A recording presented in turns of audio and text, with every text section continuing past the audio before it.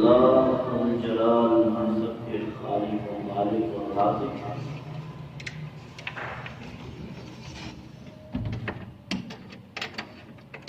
جس کا فرمان ہے درندہ سے گزر ہوں، لوگوں کا وقت حساب قریب آ گیا ہے۔ وَهُمْ فِي غَفْلَةٍ مُعْرِضُونَ، اور وہ ابھی تک غفلتوں میں پڑے ہیں اور رب تعالیٰ کی فرامین سے اعراض کرنے والے ہیں۔ اللہ ذو جلال نے اس کائنات کو پیدا کیا اور پھر اس کا مقصد بیان کیا۔ وَمَا خَلَقْتُ الْجِنَّ وَالْإِنسَ إِلَّا لِيَعْبُدُونَ، جنوں اور انسانوں کی تخلیق کا ایک ہی مقصد تھا کہ وہ اللہ ذو جلال کی مرضی کے مطابق زندگی گزاریں اور انبیاء و رسول کی رہنمائی کے مطابق اپنی زندگی کے دعویوں کو درست کریں، اپنی زندگی کے دعویوں کو درست کریں اور اللہ ذو جلال کی مرضی کے مطابق زندگی گزارنا اور انبیاء اور رسول کی رہنمائی کو قبول کرنا، یہی عبادت ہے۔ قرآن مجید میں اللہ ذو جلال نے مخلوق کو یہ بات سمجھائی ہے، وَلَقَدْ بَعَثْنَا فِي كُلِّ أُمَّةٍ رَسُولًا أَنِ اعْبُدُوا اللَّهَ، جتنے بھی انبیاء ہم نے مبعوث کیے 1,24,000 پیغمبر، جن میں 315 رسول تھے اور بقیہ سب انبیاء تھے۔ نبی اس کو کہتے ہیں جو سابقہ شریعت کو لے کے چلتا ہے، پرفارم کرتا ہے۔ رسول اس کو کہتے ہیں جو سابقہ شریعت کے ساتھ کچھ نئے پیغامات اللہ تعالیٰ کی دنیا کو پہنچاتا ہے۔ یہ 1,24,000 پیغمبر جن میں 315 رسول بھیجے، ان سب کو ایک ہی مشترک دعوت پیش کرنے کا حکم دیا، ان اعبدوا اللہ، تم سب نے عبادت صرف ایک اللہ کی کرنی ہے اور اسی بات کو ایک معاشرے کے اندر سمجھانا ہے۔ واجتنبوا الطاغوت، اور طاغوت شیطان سے خود بھی بچنا ہے اور اپنی امت کو بھی بچانا ہے۔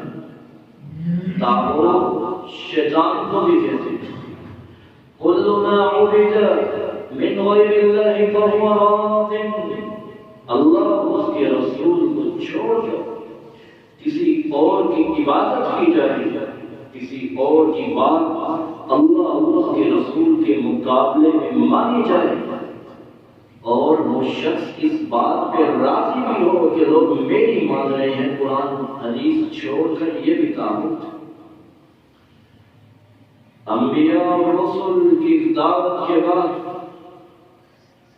یہ سلسلہ آپ صلی اللہ علیہ وسلم تک کیسے پہنچا، کس طرح 1,000 سال تک روئے زمین پر کوئی شرک نہیں تھا۔ آدم علیہ السلام سے لے کر نوح علیہ السلام تک 1,000 سال تک کوئی شرک نہیں ہوا۔ سب سے پہلے شرک کی بنیاد نوح علیہ السلام کی قوم میں پڑی، جب انہوں نے قرآن و سنت، قرآن اور نبی کے فرمان سے اعراض کیا اور شیطان کے بہکاوے میں آ کر اپنی عقل کو، اپنا لیفٹ ایکسپیرینس اللہ کی وحی کے مخالف ہونے کے باوجود اس کو تسلیم کیا۔ نتیجہ کیا ہے؟ نوح علیہ السلام کی قوم جنہوں نے اللہ ذو جلال کے نیک اور صالح بندوں کی محبت میں غلو کیا، نتیجتاً ان کے مجسمے بنا کے ان کے فوت ہو جانے کے بعد اپنے گھروں میں رکھے۔ جب یہ دنیا سے چلے گئے تو اولادیں آئی تو انہوں نے ان کو سجدہ کرنا شروع کر دیا۔ لا تذرن ودا ولا سواد ولا یغوث ویعوق ونسرا، یہ 5 نیک لوگوں کے نام ہیں، ود، سواد، یغوث، یعوق، نسر، جس کا قرآن نے تذکرہ کیا ہے۔ ان اللہ کے نیک بندے ولیوں کی محبت میں غرور کیا، بیلنس میں نہیں رہے، نتیجتاً شرک میں مبتلا ہو گئے۔ آہستہ آہستہ شرک پھیل گیا اور پھر اللہ کا فیصلہ ہوا ان سارے مشرکوں کو، اور اسی طرح جس نے نافرمانی کی تھی اللہ تعالیٰ نے ڈبو دیا اور دنیا کے لیے عبرت بنا دیا۔ انبیاء کا یہ تسلسل جاری رہا۔ آخری پیغمبر محمد رسول اللہ صلی اللہ علیہ وسلم تشریف لائے اور وہ خود اپنی زبان مبارک سے فرماتے ہیں انا خاتم النبیین، لوگوں میں خاتم النبیین ہوں، انا قائد المرسلین، میں جتنے بھی انبیاء آئے ہیں میں ان کا لیڈر ہوں، انا سید ولد آدم، صحیح مسلم کی حدیث ہے میں پوری آدمیت اور انسانیت کا سردار ہوں۔ اور اللہ جلال کے پیغمبر نے فرمایا قیامت کے دن بھی جب لوگ اکٹھے ہو کے میرے پاس آئیں گے تو آ کے یہی کہیں گے انت رسول اللہ و خاتم الانبیاء، آپ تو اللہ کے رسول ہیں اور خاتم الانبیاء ہیں، آپ ہماری ستائش کیجیے۔ اور خود رسول اللہ صلی اللہ علیہ وسلم نے فرمایا انی عبد اللہ لخاتم النبیین، میں اللہ کا بندہ ہوں لیکن تمام انبیاء اور رسول کا سرتاج ہوں۔ آپ صلی اللہ علیہ وسلم آئے اور آپ صلی اللہ علیہ وسلم پر قرآن نازل ہوا اور اس قرآن کے اندر اللہ تعالیٰ نے ایک فیصلہ سنایا اقترب للناس حسابهم، لوگوں کا وقت حساب قریب آ گیا ہے، وهم في غفلة معرضون، اور وہ ابھی تک غفلت میں اعراض برتنے والے ہیں۔ کون سا وقت حساب قریب آ گیا؟ ایک نہیں سینکڑوں امیدیں اپنے سینے میں چھپائے انسان پھر رہا ہے، اس کو یہ کچھ پتہ نہیں کہ کون سی امیدیں پوری ہوں گی، اور شاید کہ موت اس سے پہلے اسے دبوچ لے، کیا کر سکے گا؟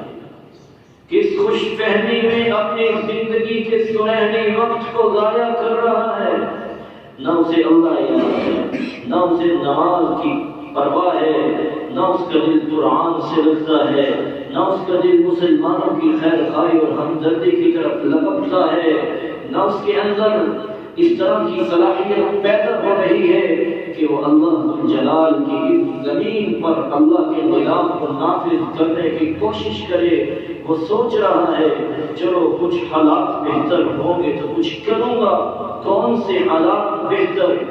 اللہ کے رسول صلی اللہ علیہ وسلم نے فرمایا، آپ نے فرمایا اصبروا، وقت ایسا قیامت کے قریب آ گیا ہے، صبر کر لو، فإنه لا يأتي عليكم زمان إلا الذي بعد شر منه، آئندہ آنے والا جو وقت ہے وہ پہلے سے برا ہوگا۔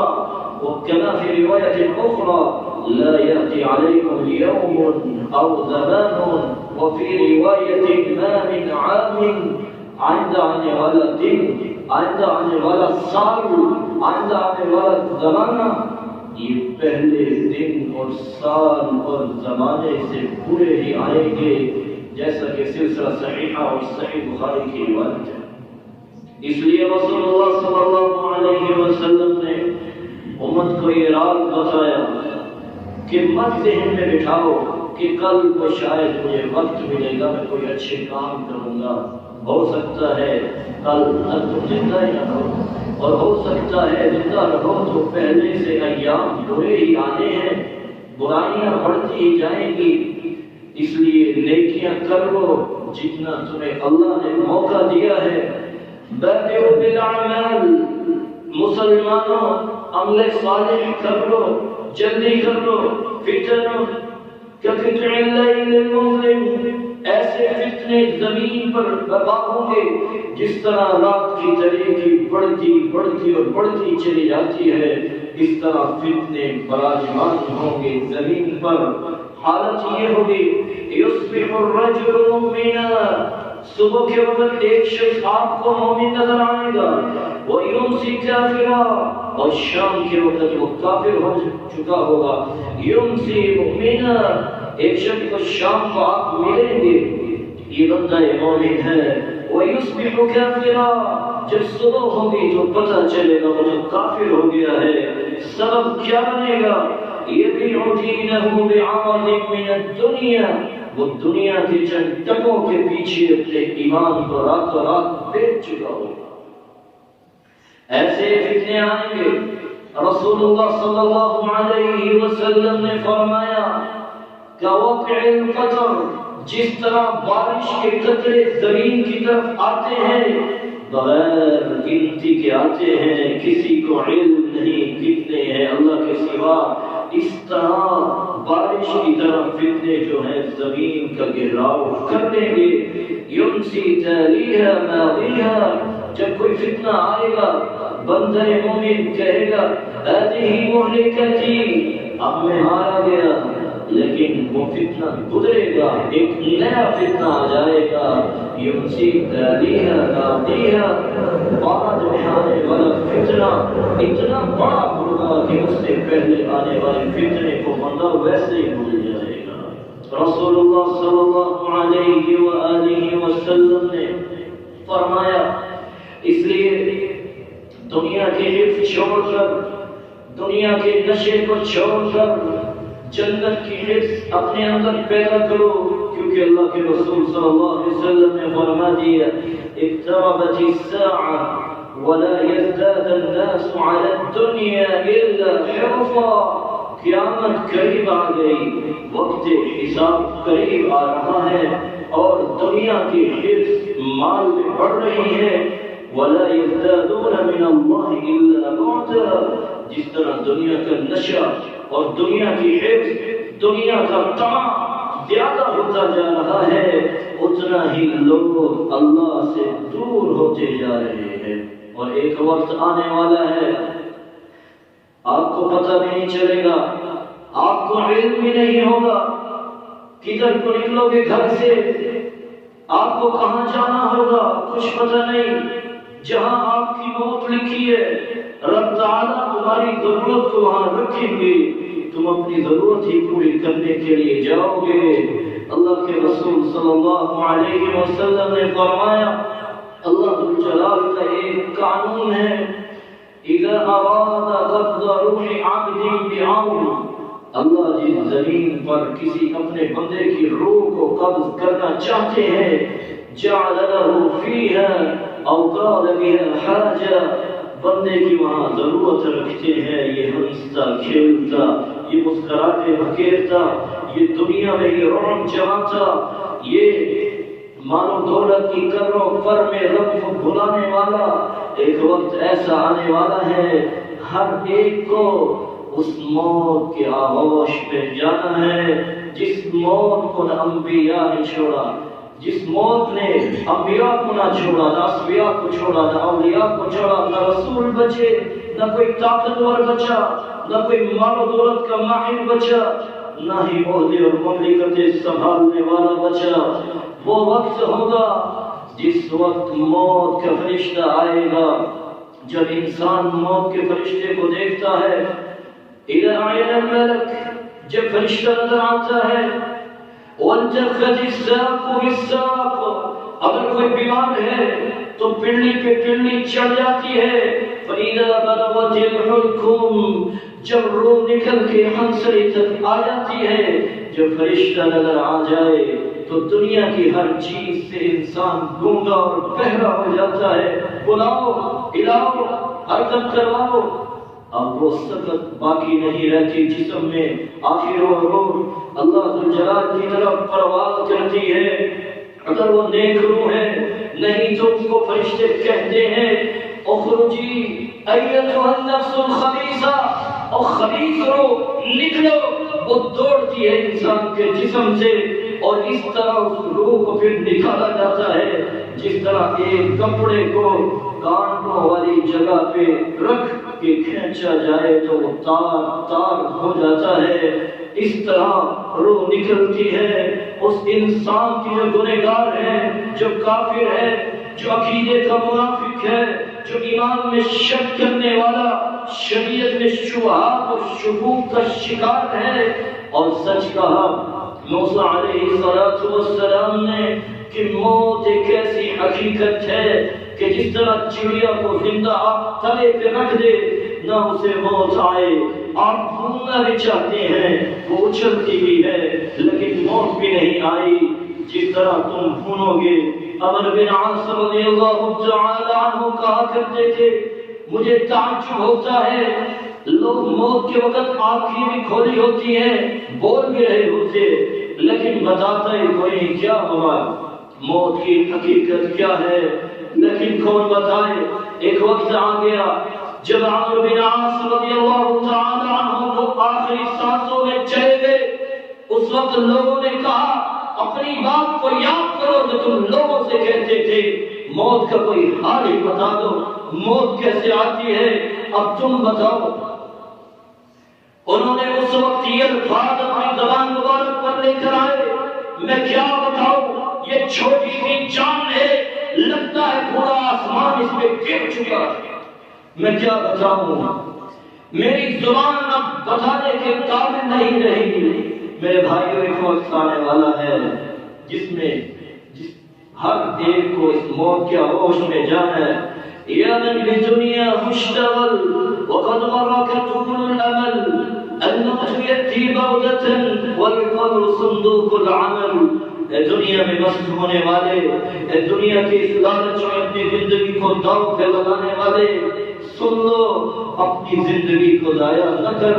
وقد غرك طول الامل، لمبی امیدوں نے تجھے برباد کر دیا ہے، میں یہ کروں گا، یہ ہو جائے گا، کچھ نہیں ہوگا، ہوگا وہ جو تیرے رب نے فیصلے کیے ہیں۔ الموت یأتی بغتة والقبر صندوق العمل، تیری ساری کی ساری پلاننگ، یہ پلان بنے بنے پڑے رہ جائیں گے، ہوگا وہ جو تیرے رب کا فیصلہ ہے، اور ایک چٹکی کا وقت بھی نہیں لگے گا تیری روح جسم سے جدا ہو جائے گی۔ الموت یأتی بغتة، اچانک موت آئے گی، والقبر صندوق العمل، اس قبر میں وہی چیز کام آئے گی جو تیرے صندوقچے میں عمل ہوگا، جو تیری زندگی میں عمل ہوگا۔ موت کے آغوش میں جانے کے بعد اعلانات ہوں گے، کسی کا چھوٹا اعلان، کسی کا بڑا اعلان، لیکن چھوٹا ہو یا بڑا ہو کوئی نام نہیں لے گا۔ یہی پوچھے گا ریت تیار ہے، نہیں پوچھے گا کہ چودھری صاحب تیار ہو گئے، نہیں پوچھے گا کہ فلاں صاحب تیار ہو گئے۔ سب سے پہلے جس نام مری کے لیے تم مرتے رہے، تم نے اپنی زندگی برباد کی، رب کو ناراض کیا، میرا نام اونچا ہو جائے، میرا نام دنیا میں آئے، سب سے پہلے تیرا نام ختم ہوگا، کام باقی رہ جائے گا۔ اور اس وقت جب تیری آنکھوں کی روشنی کو دیکھ کر لوگ ڈرا کرتے تھے، کوئی سامنا نہیں کرتا تھا، تیری بالوں کی قوت کو دیکھ کے بڑے بڑے دہل جاتے تھے، تم کس طرح پڑے ہوگے، تمہیں غسل دیا جائے گا، تم حرکت نہیں کر سکو گے، تمہارے لباس کو کچھ تو لوگ اتارتے ہیں، یا اچھی اچھی پھیاکے پہننے والے، یہ خلعت فاخرہ پہننے والے بھی سنے کس طرح چیر کے کاٹ کے پھینک دیا جاتا ہے، اور 3 چادریں تم پہ ڈال دی جائیں گی، اور تمہیں قبر کی طرف لے جایا جائے گا۔ وہ وقت ہوگا جب تمہارا اصل وقت ہے کہ اب نتیجہ کیا نکلنے والا ہے۔ ایک ایسا عارضی گھر جس کی طرف تم جا رہے ہو اس کو قبر کہتے ہیں، اور رسول اللہ صلی اللہ علیہ وسلم نے فرمایا یتبع المیت ثلاث، تین چیزیں میت کے ساتھ جا رہی ہوتی ہیں، اہلہ، رشتہ دار بھی جائیں گے، وہ لوگ بھی حتیٰ کے جائیں گے جو دنیا میں تمہیں برداشت نہیں کیا کرتے تھے۔ اس دن لوگوں سے منہ چھپانے کے لیے، تانوں سے بچنے کے لیے دشمن بھی تیرے ساتھ جائے گا کہ آج تو مر گیا ہے، لیکن دل ہی دل میں خوش بھی ہوتا ہوگا اس سے جان چھٹ گئی، لیکن جائے گا۔ اور اس کے ساتھ ساتھ مالہ، تیرا مال بھی جا رہا ہوگا، تیری متحدی میں کام کرنے والے بھی سکورنگ کرنے کے لیے جائیں گے۔ نہ گئے تو لوگ کیا کہیں گے؟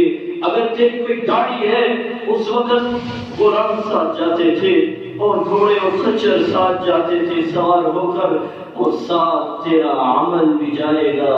صحیح بخاری کی حدیث ہے، لیکن کچھ ہی وقت گزرے گا، زیادہ وقت نہیں گزرے گا۔ آخر 4 تکبیریں پڑھ کے جنازہ پڑھا دیا جائے گا، سب لوگ فارغ، اہل و عیال بھی واپس، یہ 4 بائک اور گاڑیاں بھی واپس خالی آئیں گے۔ کوئی وہاں نہ آپ کا غلام رکے گا، نہ آپ کی چاہت کرنے والا رکے گا، نہ آپ کو اپنے سر پہ دنیا میں بٹھانے والا اور جس کو تم ہاتھوں پہ اٹھائے پھرتے ہو، آج کوئی بھی وہاں نہیں رکے گا۔ سب مٹی ڈالیں گے اور اپنے ہاتھوں کو چھاڑیں گے، بلکہ بار بار دیکھیں گے کہ ہاتھ گندے تو نہیں ہو گئے، اپنے لباس کو جھاڑیں گے، واپس آ جائیں گے، تیرے ساتھ رہے گا۔ وَيَبْقَى مَعَهُ وَاحِدٌ، تیرا عمل باقی رہے گا۔ ادھر بند کوٹری میں تم گئے، بڑے بڑے کھلے مزاج میں رہنے والے سن لے، وہ بند کوٹری میں جب جائیں گے، اگر ایمان والے ہوں گے، فرشتے سوال کریں گے، من ربک، ما دینک، ماذا تقول فی هذا الرجل الذي بعث فیکم، رب کے بارے میں سوال، اللہ کے نبی کے بارے میں سوال، آپ دین کے بارے میں سوال۔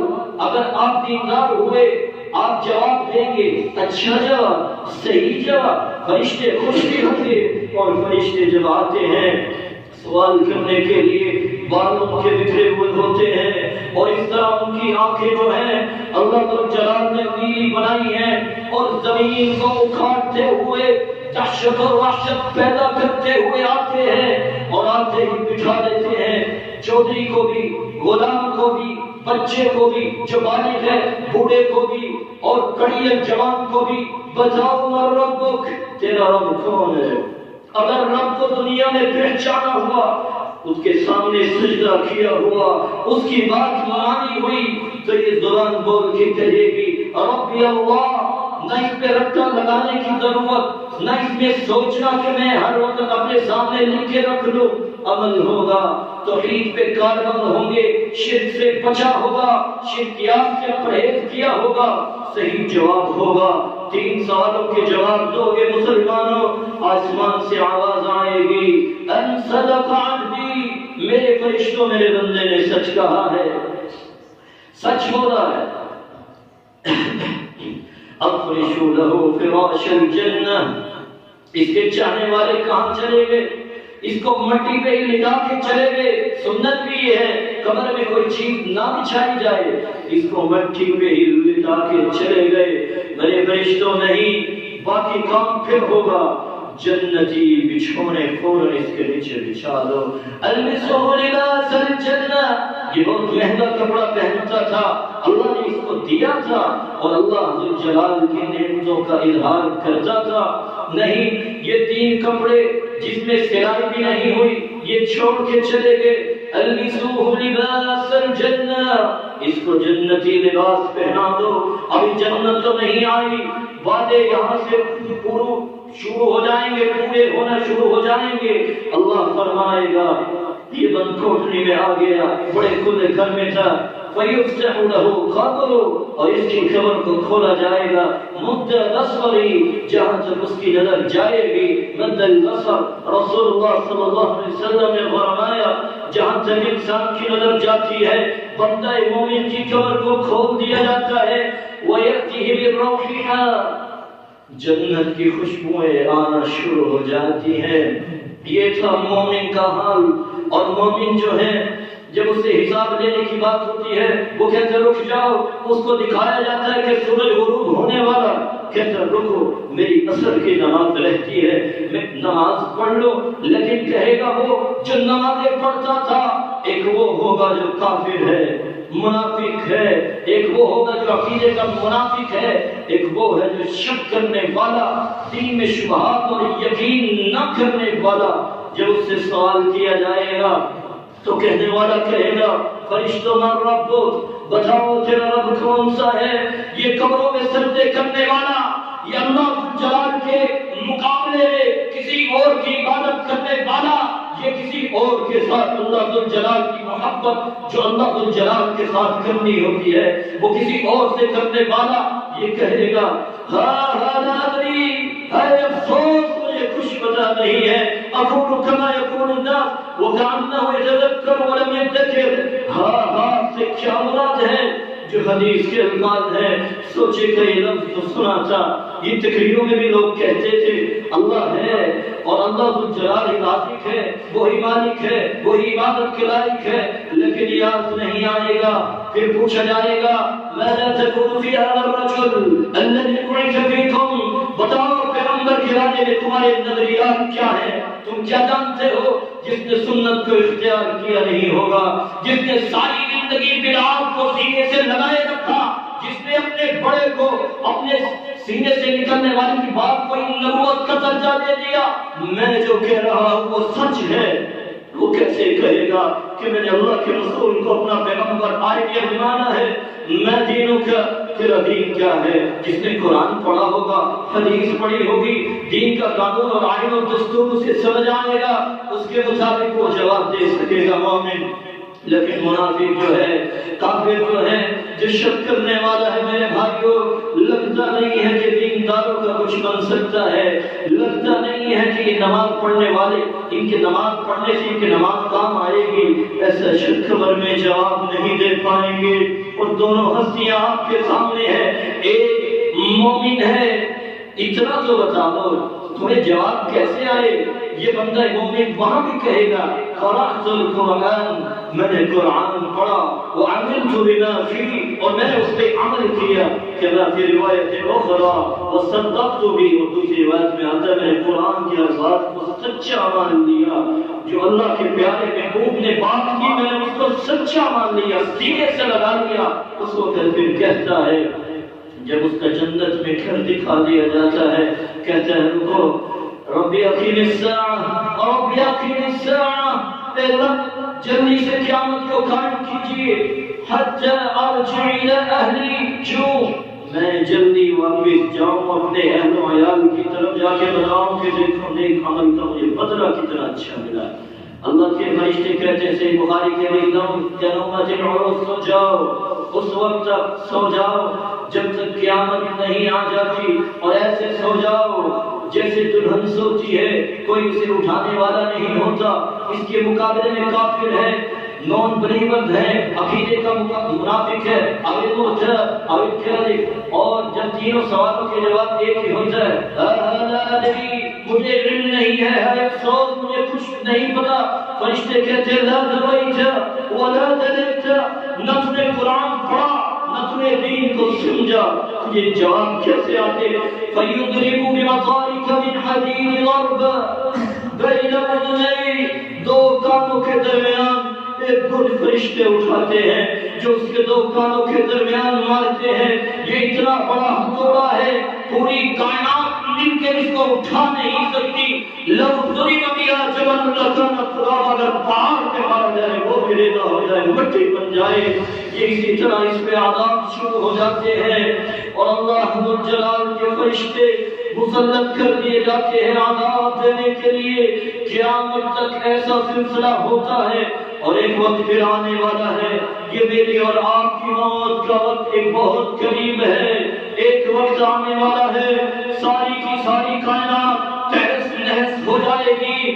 یہ محلات کیا، یہ بڑی بڑی کوٹھیاں اور بنگلے کیا، یہ سب ملیا میٹ ہو جائیں گے. اور یاد رکھنا گنتی کے چند منٹوں میں ایک وقت آنے والا ہے جب عیسیٰ علیہ السلام آئیں گے، مہدی علیہ السلام کا دور آئے گا اور اور کس طرح وہ صلیب کو توڑا جائے گا، خنزیر مارے جائیں گے، یہودی اور عیسائی قتل ہو جائیں گے، اور یہ وہ دور آنے والا ہے جب گدھے پہ بیٹھ کر سفر ہوگا۔ یہ جہاں یہ ٹیکنالوجی کے خواب دیکھنے والا سن لے، محمد مصطفیٰ کی زبان سے نکلنے والی بات سچی ہے، اور عیسیٰ علیہ السلام کس طرح دجال کو قتل کریں گے۔ یہ دوڑتا ہوا کہاں جائے گا؟ یہ مدینہ کے دور سے نکل کے پوری دنیا کا چکر لگانے کے بعد مدینے میں داخل ہونا چاہے گا، مکہ اور مدینہ میں داخل نہیں ہو سکے گا۔ ما من عرض الا سيطلع، دنیا کے ہر کونے کونے پہ جائے گا۔ اور تو چھوٹے چھوٹے دجالوں کے سامنے سجدے ہو جاتے ہیں، جو معمولی شکل کر دکھاتا ہے لوگ سجدہ کرتے ہیں۔ دجال آنے والا ہے جس کے بارے میں ہر نبی نے اپنی امت کو ڈرایا، اللہ کا حکم ہوگا، وہ کسی طرف کو کہے گا پھل پھینکو، پھل آنے لگ جائے گا۔ اس نے جنت اور جہنم بھی بنائی ہوگی، لیکن اس کی جنت جہنم ہوگی اور جہنم جنت ہوگی، حتیٰ کہ عیسیٰ علیہ السلام اس کے پیچھے بھاگیں گے، دوڑیں گے، اور اسے باب العلوم اسرائیل میں جا کر قتل کریں گے، اور وہ پگھلتا ہی جائے گا، رہے گا۔ ایک وقت آنے والا ہے، اللہ کی نشانیاں، قیامت کی نشانیاں شروع ہوں گی۔ ایک زمین سے جانور نکلے گا جو ہر مومن کے ماتھے پہ نکلے گا، یہ مومن ہے، یہ کافر کے کافر نکلے گا۔ اور کس طرح کی نشانیاں آنے کے بعد ایک وقت آئے گا، آگ آئے گی، پوری کائنات کو آگے لگا دے گی، پوری کائنات گھروں کو چھوڑ کر، درندے جنگلوں کو چھوڑ کر۔ اور یہ وہ وقت ہوگا میرے بھائیو جب کورونا میں پھونک جائے گی، یوم ہم بارزون لا يخفى على الله منهم شيء لمن الملك اليوم لله الواحد القهار۔ یہ ساری کی ساری زمین جس کو آباد کرتے کرتے کیا کچھ ہو گیا، سب پہ پانی آ جائے گا، کوئی چیز نظر نہیں آئے گی، کوئی کائنات کا کوئی فرد باقی نہیں رہے گا سوائے اللہ کی ذات کے۔ اس وقت اللہ فرمائے گا لمن الملک اليوم، آج بتاؤ کس کی بادشاہی ہے؟ جواب کون دے؟ کوئی بچا تو ہوگا نہیں، نہ کوئی نبی بچا، نہ کوئی فرشتہ بچا، نہ کوئی ولی بچا، نہ کوئی انسان بچا، نہ کوئی بادشاہ بچا۔ خود ہی رب تعالیٰ فرمائے گا للہ الواحد القہار، آج بادشاہی اس اکیلے رب کی ہے جو بہت بڑا قہار ہے۔ پھر اللہ کا حکم ہوگا، دوبارہ فرشتہ جس نے پھونک لگائی ہوگی اس فرشتے کو دوبارہ کرنا دی جائے گی، اور دوبارہ قیامت برپا ہونے لگے گی۔ فَإِذَا نُفِخَ فِي الصُّورِ فَلَا أَنْسَابَ بَيْنَهُمْ يَوْمَئِذٍ وَلَا يَتَسَاءَلُونَ، دوبارہ پھونک ماری جائے گی۔ یہ انسانیت جو سمجھتی ہے کہ مر جائیں تو سکون مل جائے گا، خودکشیاں کر لیتے ہیں۔ وَلَوْ أَنَّنَا مِتْنَا لَاشْتَرَحْنَا لراحت کل شيء، اگر مرنا ہی ایک آسانی اور راحت ہوتی، ہر مر جانے کو مل جاتی آسانی، لیکن مرنے کے بعد حساب بھی ہے۔ وہاں پوچھا جائے گا کیا کر کے آئے ہو، کیسے کرتے رہے، کیا کماتے رہے، کہاں سے کماتے رہے، کیا خرچ کرتے رہے۔ رب تعالیٰ کے حکم سے پوری کی پوری کائنات اپنی قبروں سے نکلے گی، اور میدان محشر میں ان کو جمع کیا جائے گا۔ رسول اللہ صلی اللہ علیہ وسلم نے فرمایا نہ جسموں پہ کوئی لباس ہوگا، نہ پاؤں میں کسی کی جوتی ہوگی، غرن گہنا ستحشرون یوم القیامت حفاة عراة غرن گہنا، بال بکھرے ہوئے برائے مخدون، جس طرح برائے ختنوں کے پیدا کیے اسی طرح میدان میں آئے گا۔ لوگوں کے اندر اس طرح کا خوف ہوگا، اس طرح کی ناکیاں ہوں گی کہ 50,000 سال کا یہ دن اتنا سخت ہوگا۔ یکون الناس على قدر اعمالهم في العرق، اعمال کی بدولت انہیں پسینے میں ڈبکیاں لگانی ہوں گی، کسی کا پسینہ اس کے ٹخنے تک، کسی کا پسینہ اس کے گھٹنے تک، کسی کا پسینہ الہی ہوئی اس کی کمر تک، کسی کا پسینہ اس کے منہ تک، کوئی 70 ہاتھ پسینوں میں ڈبکیاں کھا رہا ہوگا۔ یہ ایسی ہولناکیاں ہوں گی۔ اللہ ذوالجلال قرآن میں فرماتا ہے یوم یقول الناس كالفراش المبثوث، لوگ اس طرح گرے ہوئے ہوں گے جس طرح پتنگے ہوتے ہیں. لوگوں کی حالت یہ ہوگی.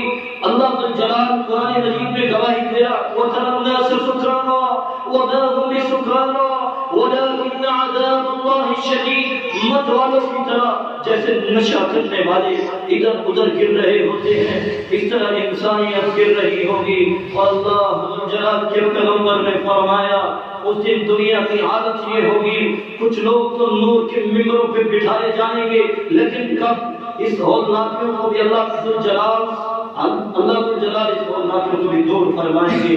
ساری دنیا آدم علیہ السلام کے پاس پہنچے گی، ساری کائنات چلتے چلتے اللہ کے رسول کے پاس آئے گی، اور اللہ کے رسول اللہ کے عرش کے نیچے سجدہ ریز ہو جائیں گے، اور اللہ ذوالجلال سے دعائیں کریں گے اور اللہ کی تعریف کریں گے. اللہ ذوالجلال فرمائے گا یا محمد ارفع رأسك وسل تعطى واشفع تشفع. اپنا سر مبارک اٹھائیے، میرے پیارے پیغمبر سوال کیجئے صلی اللہ علیہ وسلم، سفارش کیجئے، ہم آپ کی سفارش قبول کریں گے، آپ کی شفاعت قبول کریں گے. اللہ کے رسول صلی اللہ علیہ وسلم کی سفارش پہ اس پر جا کر کائنات کا حساب شروع ہوگا. پھر اللہ کے ذوالجلال کے حکم سے وَعُرِضُ عَلَىٰ رَبِّكَ صَفًّا، سارے لوگوں کی صفیں بنائی جائیں گی، انبیاء کی صفیں الگ، فرشتوں کی صفیں الگ اور مجرموں کی صفیں الگ. وَامْتَازُوا الْيَوْمَ أَيُّهَا الْمُجْرِمُونَ، مجرموں تم الگ صفیں بنا لو. یہ چور ہے، یہ ڈکیت ہے، یہ دھوکے باز ہے، یہ فرار کرنے والے، یہ سارے کافر، یہ ان کی الگ صفیں. رسول اللہ صلی اللہ علیہ وسلم نے فرمایا ایسے ماحول میں کچھ ایسے خوش نصیب ہوں گے جن کو عرش کا سایہ ملے گا، جو عادل بادشاہ ہیں، جس نے جوانی کی حفاظت کی، جس نے مسجد سے دل لگائے رکھا، جس نے رب کی رضا کے لیے کسی سے محبت کی، جو خفیہ صدقہ کرنے والا ہے، جو برائی کی دعوت کو ٹھکرانے والا ہے، جو اکیلا بیٹھ کے اللہ کے سامنے آنسو بہانے والا ہے. ایسا وقت بھی آئے گا کہ اللہ ذوالجلال کسی کو انبیاء کی، کسی کو صدیقین کی، شہداء اور صالحین کی صف میں لے جائے گا. یہ کون لوگ ہیں؟ وہ مسلمان، وہ تاجر، وہ سچا، وہ امانت دار. ان کو عام صفوں سے نکال کے انبیاء اور صدیقین اور شہداء اور صالحین کی صفوں میں کھڑا کر دیا جائے گا. ابھی صفوں کی درستگی ہو رہی ہے. الماہر بالقرآن مع الصفرة كلاب البررة، اللہ ذوالجلال فرمائے گا مع الصفرة الكرام البررة، ایک قاری قرآن میں مہارت حاصل کرنے والے، آج تم بھی خاکی صفوں سے نکلو، آ جاؤ ان صفوں میں جن صفوں میں جبریل امین کھڑے ہیں. صحیح بخاری اور صحیح مسلم کی روایت ہے. ادھر صفوں میں کھڑے ہونے کے بعد سب کے صحائف کھلا دیے جائیں گے، 99 رجسٹرڈ، پوری زندگی کا ایک ایک پل کا احاطہ کرنے والے. وَكُلَّ إِنسَانٍ أَلْزَمْنَاهُ طَائِرَهُ فِي عُنُقِهِ، جس طرح ٹیگ آج بھی لگا دیا جاتا ہے، مرنے کے بعد میت کے کفن پہ بھی بعض جگہوں پہ یہ ٹیگ لگایا جاتا ہے. بلکہ ہر شخص جہاں بھی کسی سسٹم کے تحت جاتا ہے اس نے وہ پہنا ہوتا ہے جس میں اس کا نام اور اس کا پتہ بھی لکھا ہوتا ہے، اس کا عہدہ بھی لکھا ہوتا ہے. یہ ٹیگز تھما دیے جائیں گے. وَكُلَّ إِنسَانٍ أَلْزَمْنَاهُ طَائِرَهُ فِي عُنُقِهِ، اور اس کی گردن میں ہی وہ کارڈ ہوگا جس کے آگے سارے کے سارے زندگی کے معاملات کھلنے ہیں. يَوْمَئِذٍ تُعْرَضُونَ لَا تَخْفَى مِنكُمْ خَافِيَةٌ، رب تعالیٰ کے سامنے پیش کیا جائے گا اور کوئی چیز مخفی نہیں رہ جائے گی. اور حالت یہ ہوگی ان ربکم یحاضر، ہر ایک کو اللہ کے سامنے پیش ہو کر حساب دینا ہے. ایک ایک بندے کے ساتھ رب تعالیٰ کلام فرمائے گا. لیس بینہ و بینہ ترجمان ولا حجاب، کوئی پردہ نہیں ہوگا. لَتَرَى فِيهَا عِوَجًا وَلَا أَمْتًا، یہ چٹیل میدان جس پہ پوری کائنات کھڑی ہے وہاں چھپنے کی جگہ تو نہیں ہوگی. پوری کائنات کے سامنے رب تعالیٰ پوچھیں گے، سوال کریں گے، سوال کرے گا. نہ کوئی ٹرانسلیٹر، نہ کوئی وکیل اور ایڈوکیٹ، کہ تمہاری ترجمانی کر سکے اور نہ ہی کوئی پردہ ہوگا۔ رسول اللہ صلی اللہ علیہ وسلم کا فرمان ہے، کھڑے کھڑے اللہ کا حکم ہوگا، کوئی بندہ یہاں سے قدم نہیں اٹھا سکتا۔ کیوں نہیں اٹھا سکتا؟ جب تک 5 سوالوں کا جواب نہیں دے دیتا۔ لا تزول قدم عبد حتى يسأل عن 5، جب تک 5 چیزوں کا جواب نہیں دو گے ایک قدم بھی آگے نہیں جا سکتے۔ وہ 5 چیزیں کون سی ہے؟ انشدتی فی معبدا، اے نوجوان بتاؤ تم نے جانی کہاں گزاری؟ وَعُمُرِهِ فِيمَا أَفْنَىٰ، تجھے زندگی کی نعمتیں دی تو نے اس کو کہاں خرچ کیا؟ وَأَنْبَلِهِ مِنْ أَيْنَ اكْتَسَبَ، مال تیرے پاس آیا کہاں سے آیا؟ وَفِيمَ أَنْفَقَ، اور تو نے اس مال کو خرچ کہاں کیا؟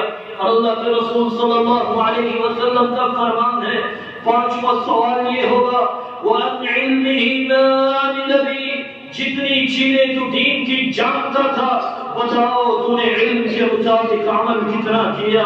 اور اسی وقت ترازو لگا دیے جائیں گے، اتنا بڑا ترازو۔ وَنَضَعُ الْمَوَازِينَ الْقِسْطَ لِيَوْمِ الْقِيَامَةِ فَلَا تُظْلَمُ نَفْسٌ شَيْئًا، اور اس ترازو کو اللہ جلال نے جو بیان کیا ہے اللہ کے رسول کے صحابی بھی بیان کرتے ہیں۔ جبریل علیہ السلام کا حکم ہوگا ترازو قائم کیا جائے گا، اتنا بڑا ترازو۔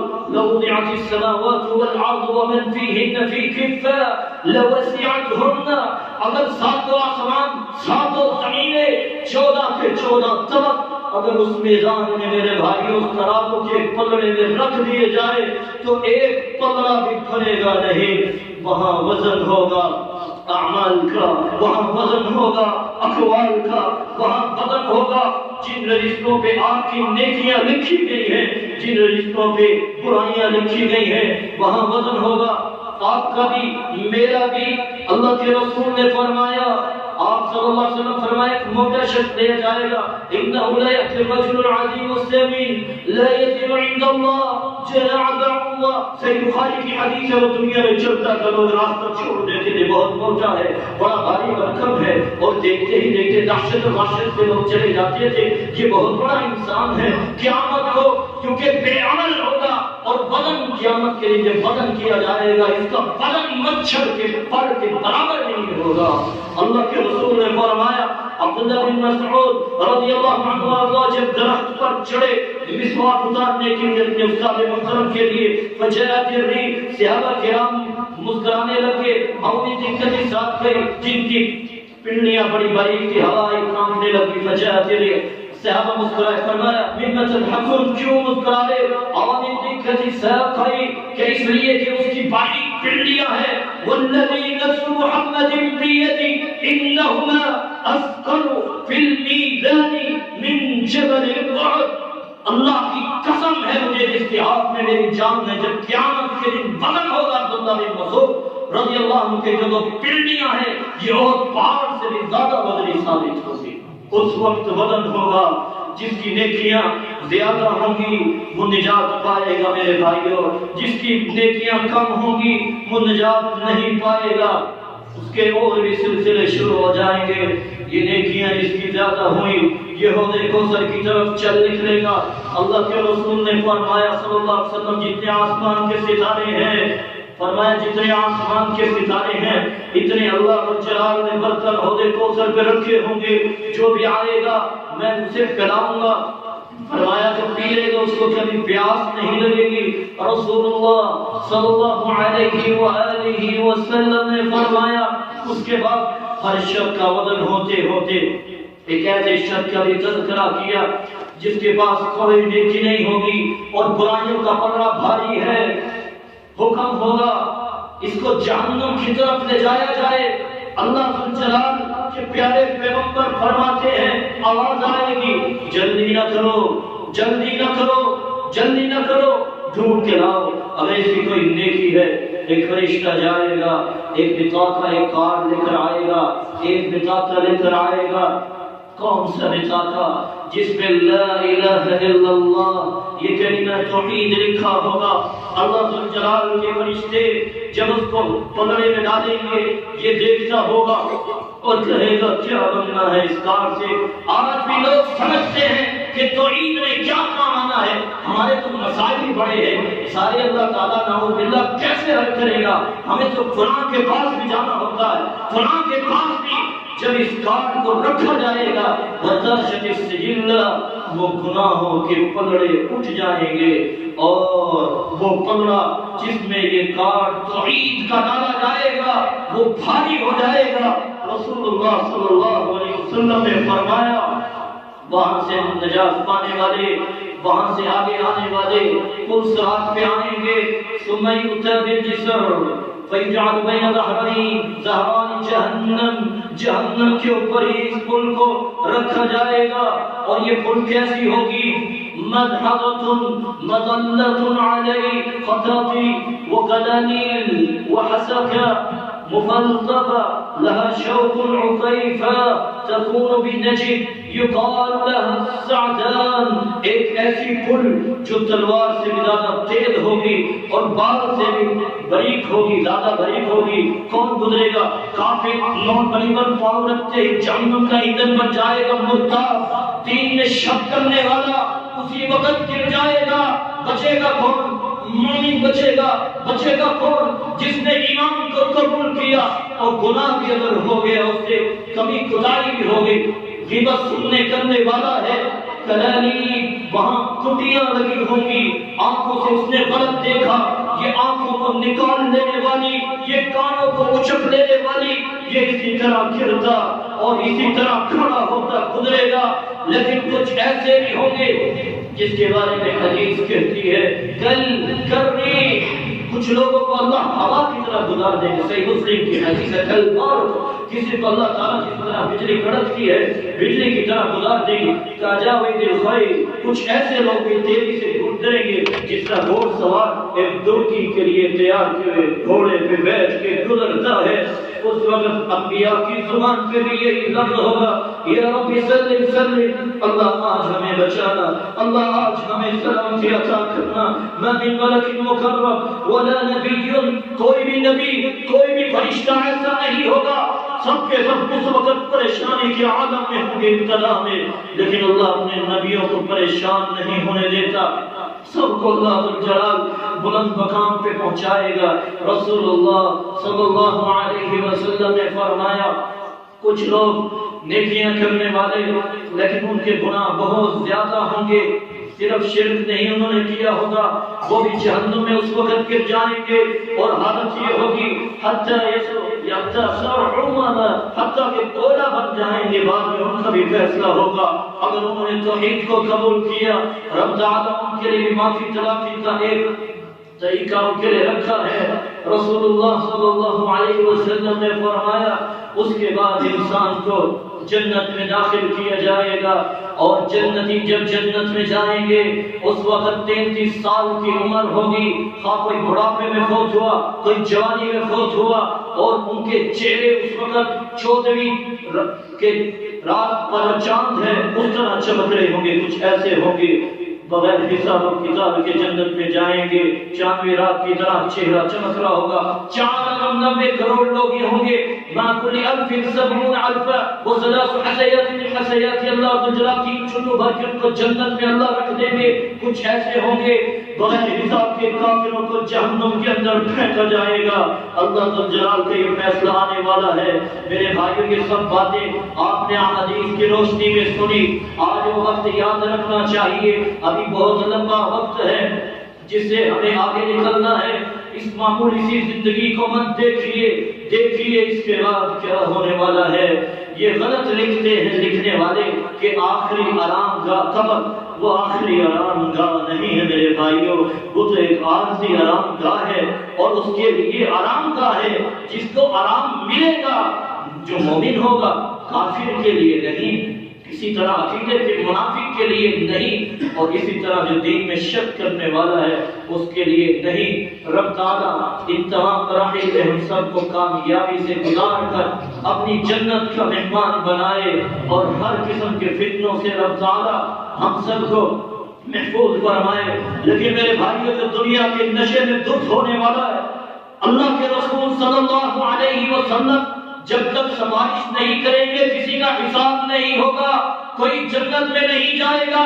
آج مجھے اور آپ کو ہمیں دنیا کی اتنی لعنت پڑ چکی ہے میرے بھائیوں، ہمیں پرواہ نہیں، موت کی فکر نہیں۔ میرے بھائیوں، اللہ کے پاس جانا ہے، ذرا غور کر لیجئے۔ اللہ ذوالجلال کا فرمان ہے، اقترب للناس حسابهم وهم في غفلة معرضون۔ دنیا کا وقت حساب قریب آ گیا ہے، لیکن ابھی وہ غفلت میں ہیں۔ اس غفلت سے دور کیسے ہو سکتے ہیں، اور ان تمام مراحل میں کامیابیاں کیسے مل سکتی ہیں؟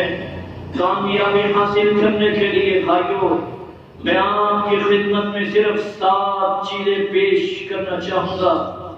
سب سے پہلی چیز، اللہ کی توحید کو اختیار کر لیجئے، شرک سے بچ جائیے، شرکیہ کلمات سے بچ جائیے۔ اگر پیدا اس رب نے کیا ہے، میری پیشانی اس کے سامنے جھکنی چاہیے۔ اگر آپ نے ابھی سنا، ایک کلمہ توحید ہی ہے جس کو نجات دے گا، جب پلڑوں میں اس کا وزن کیا جائے گا توحید اسے نجات دے گی اللہ کی رحمت سے۔ اور دوسری گزارش، قیامت کے ہولناک کی قبر سے لے کر جتنے مسائل ہیں اور دنیا میں بھی فتنوں سے بچنا ہے، دوسرا طریقہ یہ ہے، رسول اللہ صلی اللہ علیہ وسلم اس جیسی ہستی اللہ نے آج تک پیدا نہیں کی اور نہ ہی قیامت تک پیدا ہو سکے گی۔ اس ہستی کو اپنا آئیڈیل مانیے، اس کو اپنا رول ماڈل مانیے، ان کی سنت، ان کے طریقے، ان کے سلیقے کے مطابق اپنی زندگی کے لہر و نہار بنا لیجیے۔ اور تیسری گزارش، رسول اللہ صلی اللہ علیہ وسلم پر دستور اور آئین جو میرے اور آپ کے لیے نازل ہوا ہے، وہ دستور جس کی ایک شکل میری اور آپ کی زندگی کو، آخرت کو بہتر کرنے کے لیے بہت کافی ہے، وہ قرآن ہے، یہ وہ آئین ہے، یہ ربانی قانون ہے، یہ وہ دستور ہے جو اللہ نے بنا کے بھیجا ہے۔ میں اور آپ بھی اپنے بارے میں اتنا نہیں جانتے جتنا میرا رب میرے بارے میں، آپ کے بارے میں جانتا ہے۔ جو اس نے قانون بنایا ہے، جو اس نے دستور نازل کیا ہے، اس دستور کو پڑھیے، اس کی ایک ایک شکل پہ غور کیجئے کہ وہ دستور ہم سے مطالبہ کیا کرتا ہے۔ چوتھی بات، رسول اللہ صلی اللہ علیہ وآلہ وسلم نے مومنوں کو اچھا اخلاق سکھایا ہے۔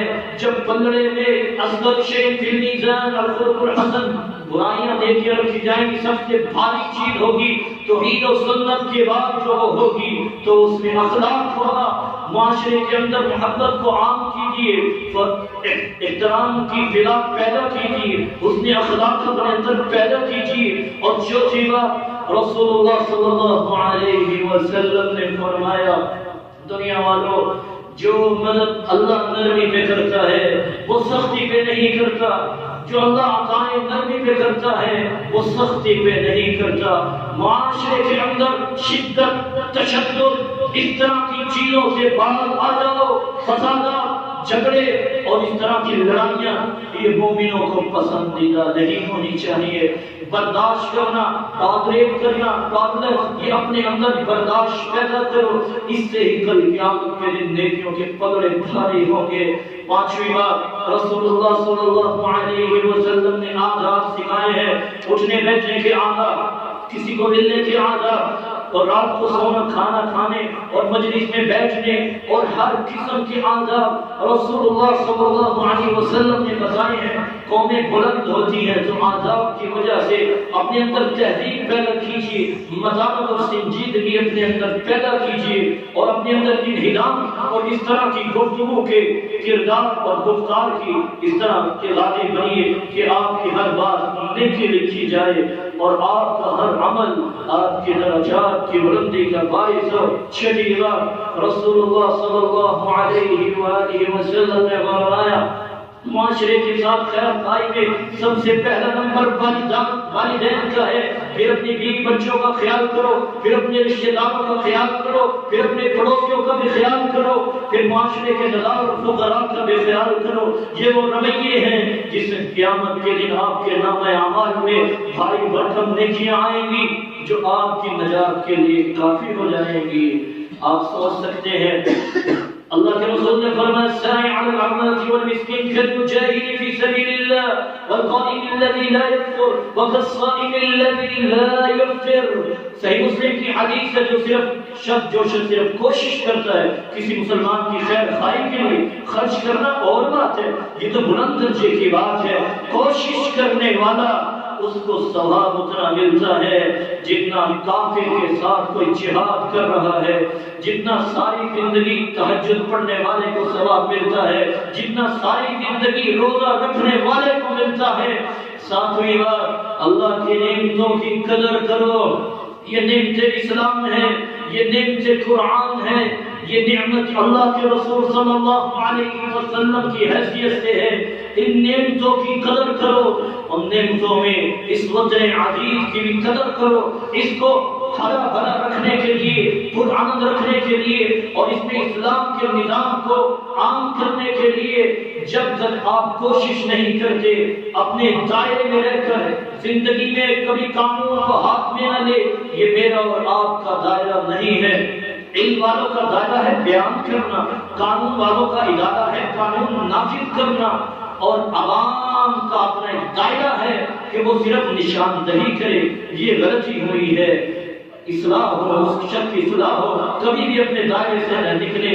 رسول اکرم صلی اللہ علیہ وسلم کے صحابی نے اس لیے فرمایا تھا، اور یہ بات بھی سمجھنے والی ہے، ابو ذر فرمایا کرتے تھے جو شخص اپنے دائرے سے نکل کے گالیاں دینا شروع کر دیتا ہے، کس کے بارے میں؟ ولی الامر کے بارے میں، حکمران کے بارے میں، ظالم بادشاہ کیوں نہ ہو جو غالبوں پہ گزر آتا ہے، جو اس طرح کی حرکتوں پہ آتا ہے، اول نفاق الذي يطعن على امام اسی وقت اس کی منافقت شروع ہو جاتی ہے۔ رسول اللہ صلی اللہ علیہ وسلم کے صحابہ عبداللہ بن عمر، حجاج اس وقت ظلم بھی کیا کرتا تھا لیکن اس کے پیچھے نمازیں پڑھتے تھے۔ حق گوئی کرنا الگ بات ہے لیکن معاشرے کو فساد کی طرف لے کر جانا یہ غلط بات ہے میرے بھائیوں۔ مومن فساد کو پسند نہیں کرتا۔ ایمان امن سے ہے، اسلام سلامتی سے ہے۔ جس کے سینے میں اسلام ہے، جس کے سینے میں ایمان ہے، کبھی سلامتی سے دور نہیں ہوتا، کبھی امن سے دور نہیں ہوتا۔ رب تعالی آپ سب کو راحت و رحمت و عزتوں والی زندگی عطا فرمائے اور قیامت کے دن ان ہولناکیوں تیاری کرنے کی توفیق عطا فرمائے۔ مولا کریم جو دنیا سے جا چکے ان کو کروڑ رحمتوں سے نواز دے۔ الہ العالمین جو زندہ ہے ان کو اپنی رحمت کے سائے تلے زندہ رکھ، جس طرح تیرے گھر میں جمع ہے اے اللہ سب کو جنت الفردوس میں جمع فرما۔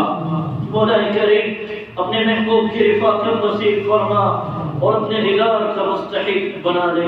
مولا کریم ہم سب کو ریاکاری، دکھلاوے، غرور، تکبر سے محفوظ فرما۔ مولا کریم ہم سب کو اخلاص نصیب فرما۔ مولا کریم ہم سب کو قبر کے عذاب سے، جہنم کے عذاب سے، میدان محشر کی سختیوں سے محفوظ فرما۔ واخر دعوانا